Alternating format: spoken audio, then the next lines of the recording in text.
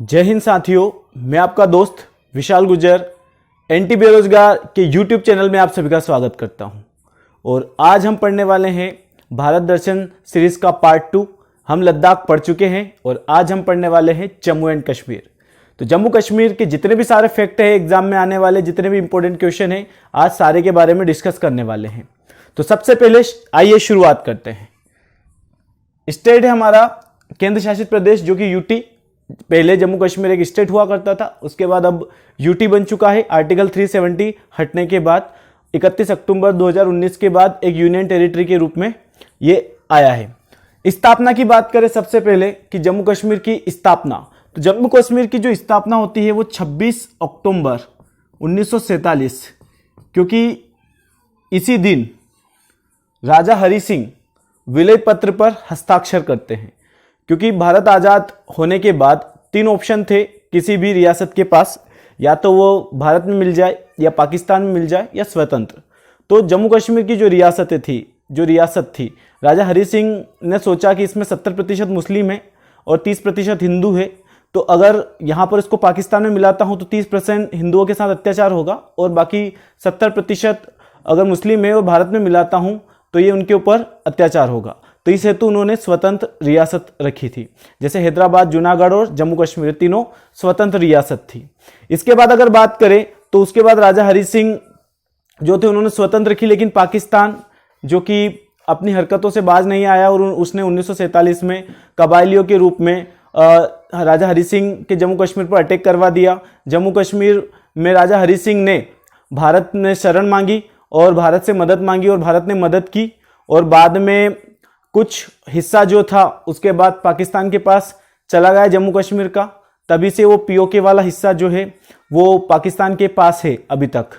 तो कुल मिलाकर निष्कर्ष ये निकलता है कि जो जम्मू कश्मीर है उसका लगभग 60% हिस्सा हमारे पास है, 30% हिस्सा जो है वो पाकिस्तान के पास है और 10% हिस्सा चीन के पास है। तो आइए शुरू करते हैं। स्थापना 26 अक्टूबर 1947। जैसा कि उपनाम की अगर बात करें तो भारत का स्विट्जरलैंड कहा जाता है इसको, भारत का स्विट्जरलैंड। इसके अलावा पृथ्वी का स्वर्ग भी कहा जाता है इसको, पृथ्वी का स्वर्ग, यह भी जम्मू कश्मीर को कहा जाता है।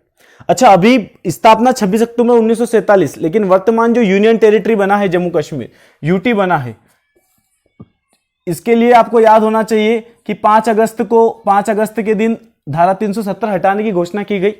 धारा 370 पूरी तरीके से कंप्लीटली नहीं हटा है। धारा 370 का जो खंड ए है, जो भाग 1 है, वो अभी भी है। उसके बाद अगर बात करें तो धारा 370 के 2 और 3 जो भाग है वो हटा दिए गए हैं। उसमें कहा गया था, और उसी में जम्मू कश्मीर के लिए अलग से संविधान, जो कि जम्मू कश्मीर का अलग से संविधान लागू हुआ था 26 जनवरी 1957 से, 1957 से 26 जनवरी 1957 के बाद से जम्मू कश्मीर का उस समय से अलग संविधान का दर्जा दिया था। भारत के कोई भी नियम कानून जम्मू कश्मीर में नहीं लगते थे, तो ये भी याद रखना है आपको।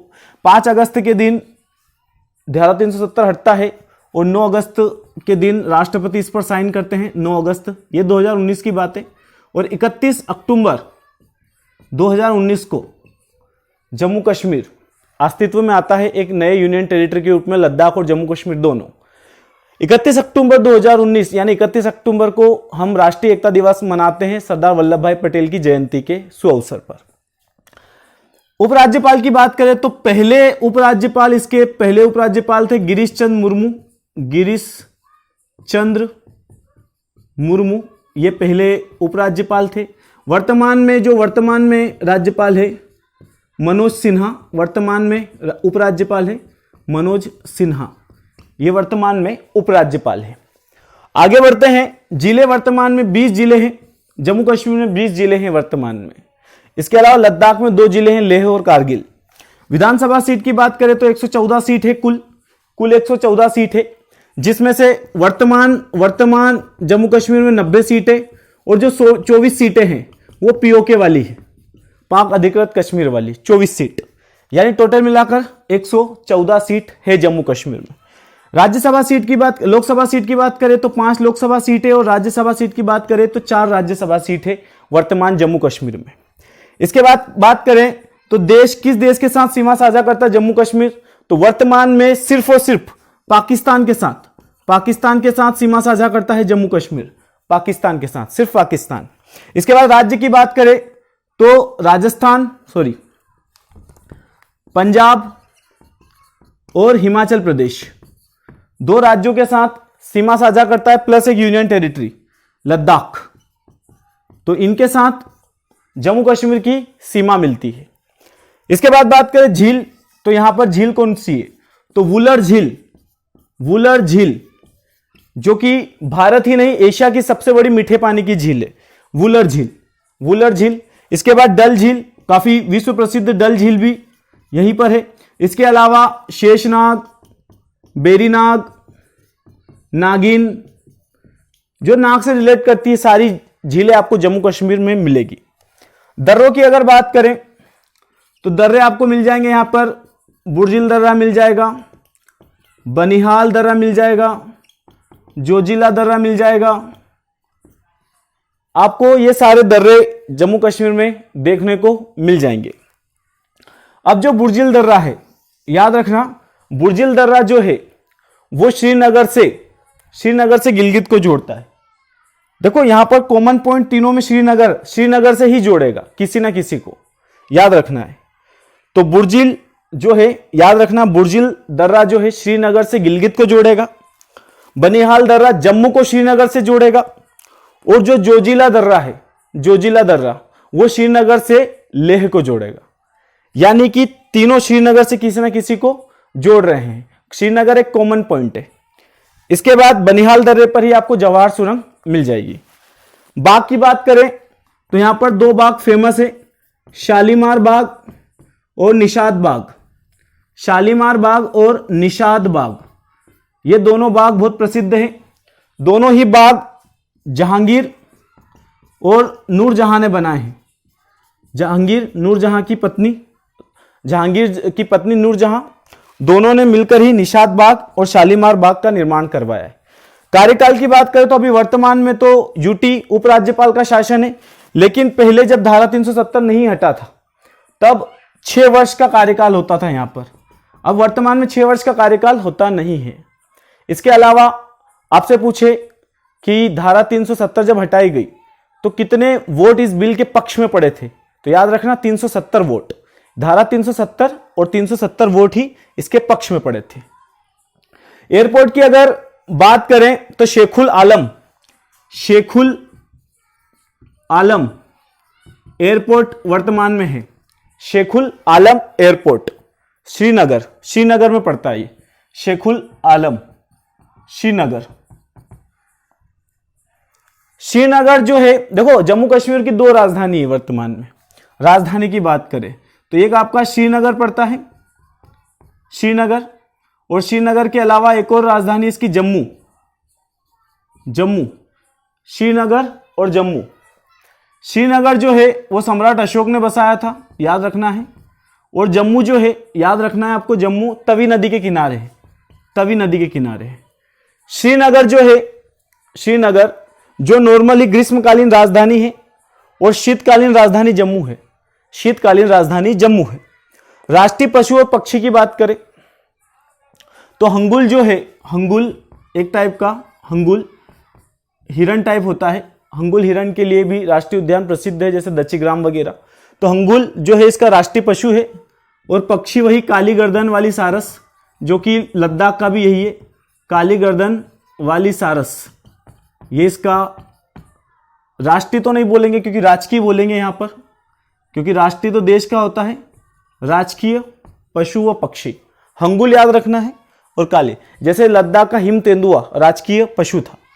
किताब जम्मू कश्मीर के ऊपर आधारित एक किताब है, बहुत प्रसिद्ध है, कल्हण की राज तरंगिनी किसने लिखा है? कल्हण ने लिखा है, जिसमें कश्मीर के इतिहास के बारे में बताया गया है। कश्मीर के इतिहास के हाईकोर्ट कौन सी यहां पर? हाईकोर्ट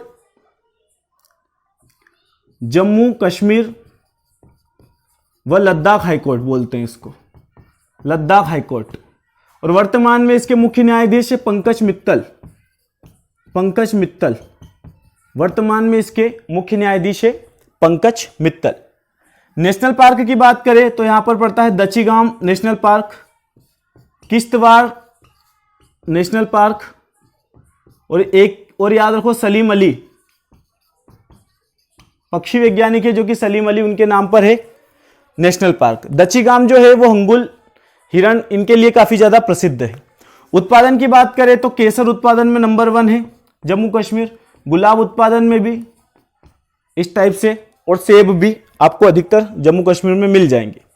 जनजाति की बात करें तो यहां पर याद रखो गुज्जर एंड बकरवाल जनजाति आपको मिल जाएगी। लोक नृत्य यहां पर मिल जाएगा आपको, काफी फेमस लोक नृत्य है रऊफ और दंडी, ये आपको लोक नृत्य मिल जाएंगे। मंदिर की अगर बात करें तो अमरनाथ, इसके अलावा अमरनाथ के अलावा आपको मिल जाएगा वैष्णो देवी मंदिर, वैष्णो देवी मंदिर ये भी आपको जम्मू एंड कश्मीर में मिलेगा। नेशनल हाईवे की बात करें तो national highway 1D Jammu Kashmir से गुजरता है, यह भी याद रखने लायक है। नदियां जम्मू कश्मीर की झेलम, ठीक है, झेलम के बाद तवी, और ये सारी नदियां जो है जम्मू कश्मीर में मिल जाएगी। वंश की बात करें तो भारतीय स्वतंत्रता जब 1947 भारत स्वतंत्र नहीं हुआ तो उसके पहले डोगरा वंश का शासन था जम्मू कश्मीर के ऊपर 1947 के पहले, डोगरा वंश का। उसके पहले अगर मध्यकालीन भारत की बात करें तो एक वंश काफी फेमस था लोहार वंश, और लोहार वंश की बहुत फेमस रानी थी रानी दिद्धा, काफी ज्यादा फेमस महारानी थी। और रानी दिद्धा के अलावा इनके पति जो हैं उनका नाम था क्षेमेंद्र गुप्त, ये क्वेश्चन भी बना है। क्षेमेंद्र गुप्त, रानी दिद्धा के पति का नाम था क्षेमेंद्र गुप्त। विद्युत परियोजना की बात करें तो यहां पर तुलबुल परियोजना मिल जाएगी, इसके अलावा बगलीहार परियोजना मिल जाएगी।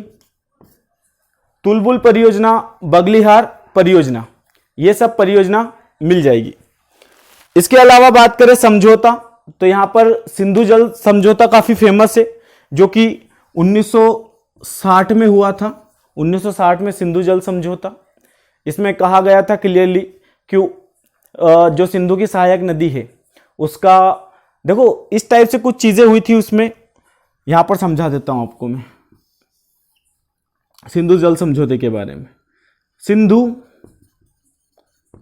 सिंधु के बाद सिंधु की एक और सहायक नदी जो है झेलम और चिनाब, नीचे पड़ती है रावी, व्यास और सतलज।